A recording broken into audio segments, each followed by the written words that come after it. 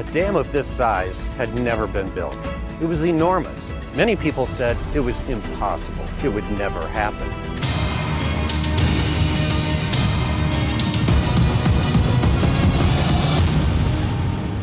There is a number carved into the geography of the American Southwest that nobody in power wants to say out loud. 895 feet. That is the elevation where Hoover Dam stops being a power plant and becomes a very expensive wall. No turbines spinning, no water moving, no electricity flowing to Nevada, Arizona, or Southern California. Could we rebuild the Hoover Dam? I think we can. Should we build the Hoover Dam? That's a different question, a more complex question. And right now, tonight, as you watch this, the water level inside Lake Mead is inching closer to that number than most news headlines are willing to admit. Ask yourself this. When was the last time you heard a politician say the Colorado River is broken beyond what infrastructure can fix? Because the engineers already know. The hydrologists already know. The water managers running intake tunnels and emergency turbines know. The question has never been if this crisis arrives. The question is whether 25 million Americans find out before or after the lights go out. It was a conquest, it was a controlling of nature. Nothing like it had been achieved before, and many thought it couldn't be done. It was a bold idea on a scale that truly had not been seen in dam construction before. The white ring nobody talks about drives southeast out of Las Vegas on Highway 93. Leave the casinos, leave the billboards, leave the sprawl behind. Watch the desert open up. And then, the land drops. You are standing above Black Canyon, and the first thing you notice is not Hoover Dam. It is the line, a white chalk scar running along both canyon walls for miles. Mineral deposits left behind as the water pulled away, foot by foot, year by year, for over 2 decades. That white ring stands taller than a 10-story building. On a clear day, you can see it from the Las Vegas Strip. From space, satellites photograph it without even trying. It is the largest watermark of any water crisis anywhere on Earth, and it has been growing since before most people started paying attention. That ring is Lake Mead telling you exactly how much it has lost. Here is the math, and it does not forgive anyone for ignoring it. At full capacity, Lake Mead holds approximately 26 million acre-feet of water. 1 acre-foot keeps 2 average American households running for an entire year.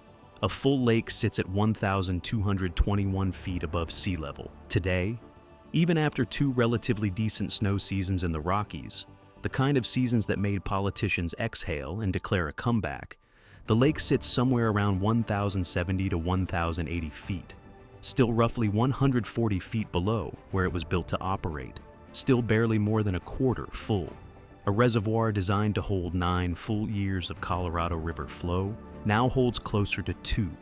In July of 2022, it dropped to approximately 1,040 feet, the lowest point since the lake was first filled in the 1930s, closer to dead pool than at any moment in its 90-year history. Then good snowpack pushed levels back.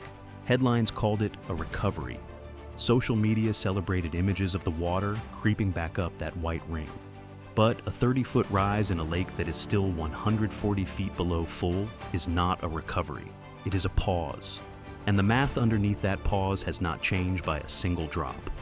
You can imagine for the laborers who built the Hoover Dam in a remote site to see this gargantuan project in concrete rising up from the canyon floor. It was unlike anything they had ever seen before. The lie that built a civilization.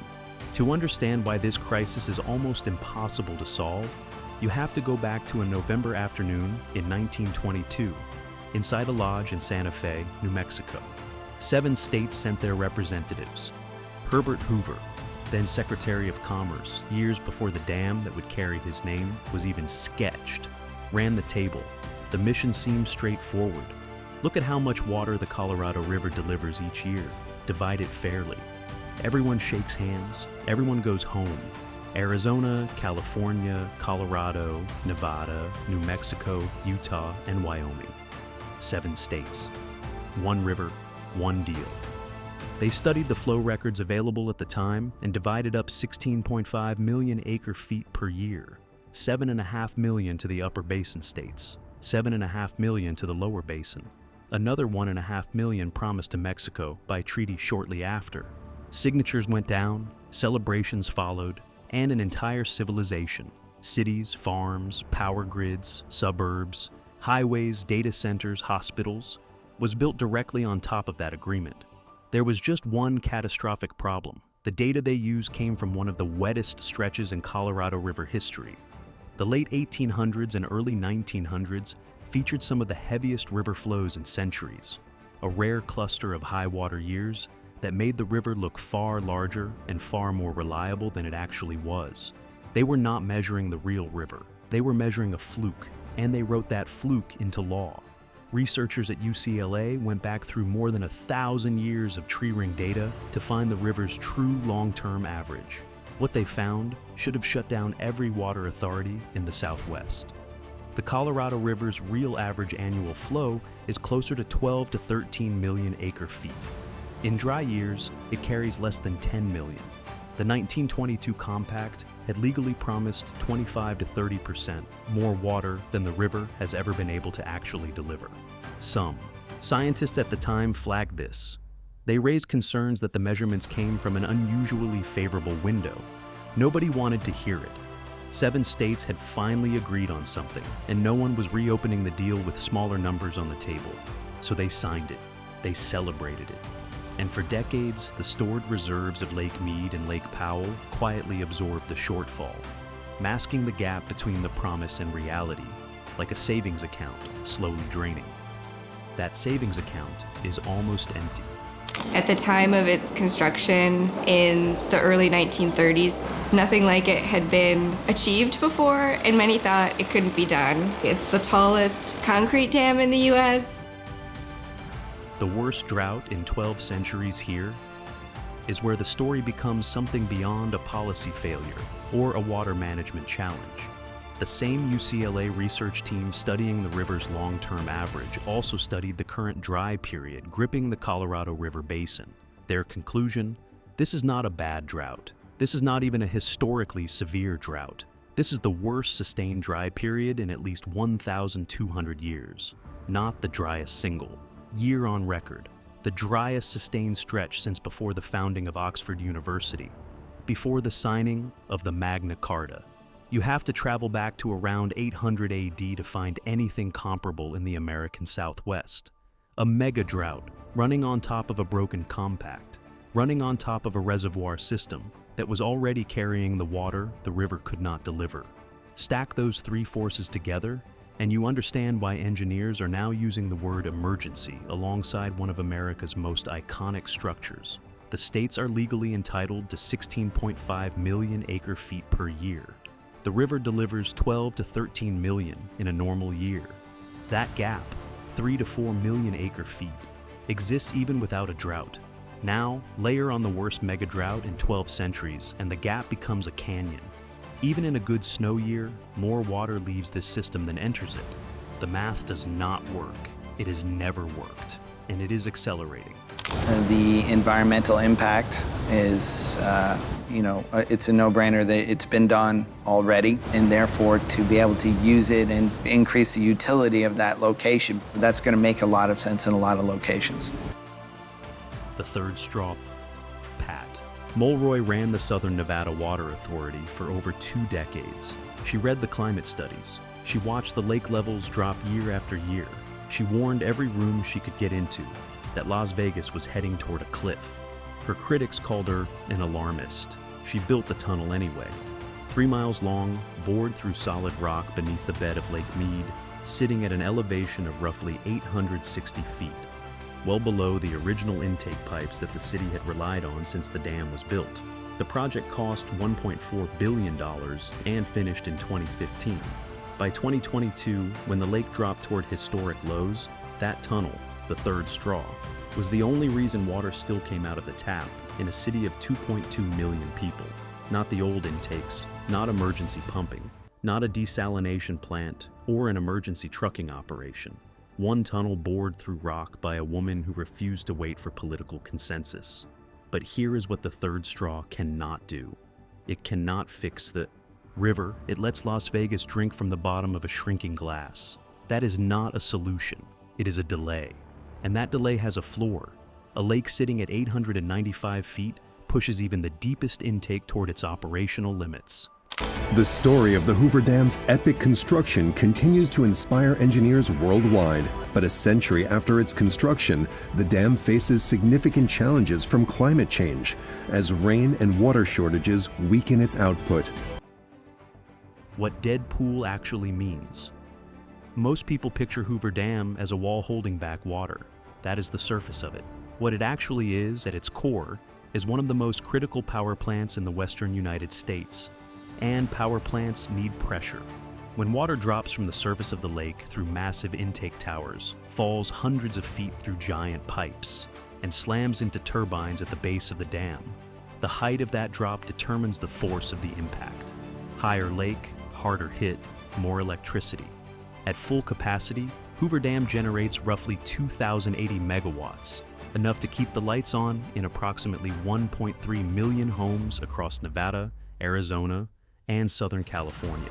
By 2022's historic low, output had already fallen by somewhere between 25 and 40%. The Bureau of Reclamation rushed in emergency low water turbines, smaller units designed to squeeze power from reduced pressure, just to keep the dam producing anything at all. One of America's most critical power plants was running on backup equipment.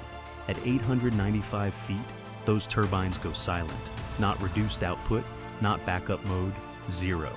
Think about what that actually means. The hospitals, the data centers, the airports, the water treatment plants that use electricity to make water safe enough to drink, the grocery store, refrigeration, the traffic systems, the millions of households across 3 states that have built their entire daily existence on the assumption of continuous power from Black Canyon. There is no replacement plant waiting to fill that gap overnight. There is no infrastructure on standby that covers 2,080 megawatts at the flip of a switch.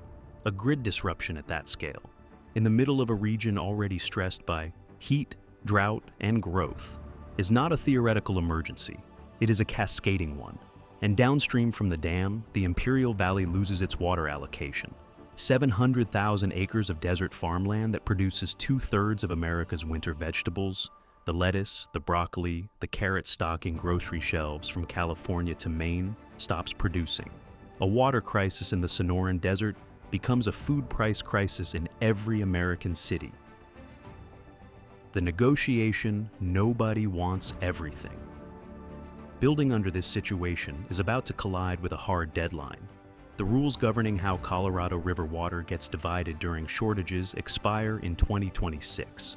7 state governments and the federal government must sit down and negotiate a new agreement. And that negotiation is shaping up to be the most brutal water fight in American history. The upper basin states, Colorado, Wyoming, Utah, New Mexico, are drawing a firm line.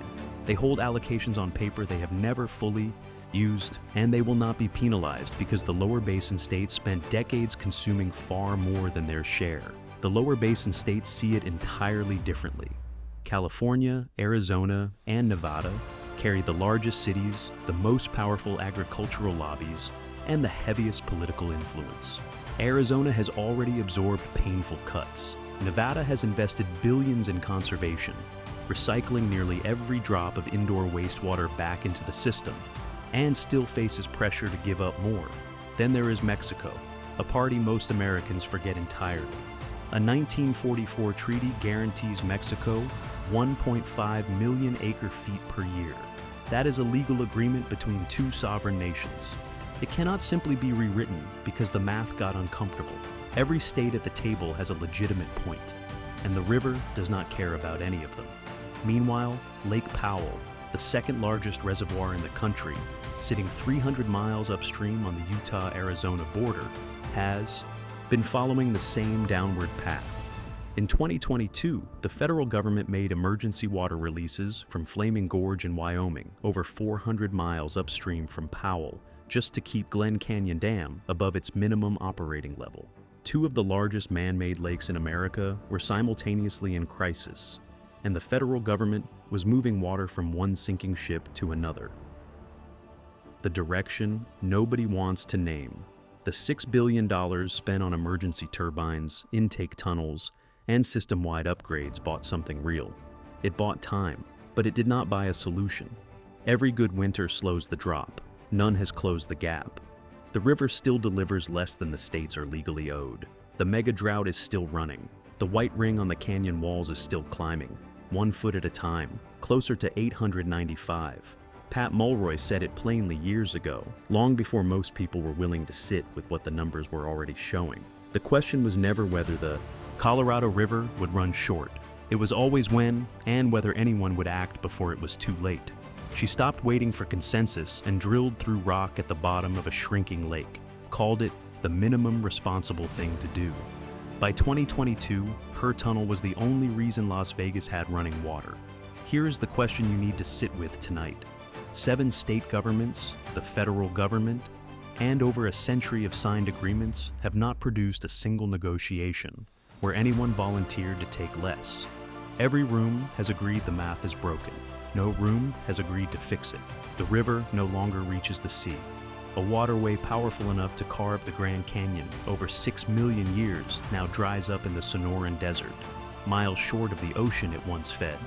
And centuries before the compact existed, it made that journey every single year. 895 feet is not a prediction, it is a direction. And the only thing standing between 25 million Americans and that number is the hope that the states can do in the next 2 years what they have been unable to do in the last 100. Are you confident they will?